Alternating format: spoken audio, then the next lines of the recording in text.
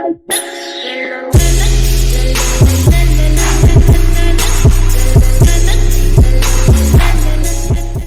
guys, today I'm going to teach you how to get Chrome themes like with the background around the Google logo in a new tab.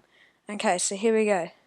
So I'm just going to open up a new tab here, and you want to get to this screen, and then what you want to do is go ahead and hit apps. You want to go to web store, and once you get to web store you want to go to themes, and then you have some themes here. Just for the video I'm going to choose dark theme, and you're going to press add to Chrome.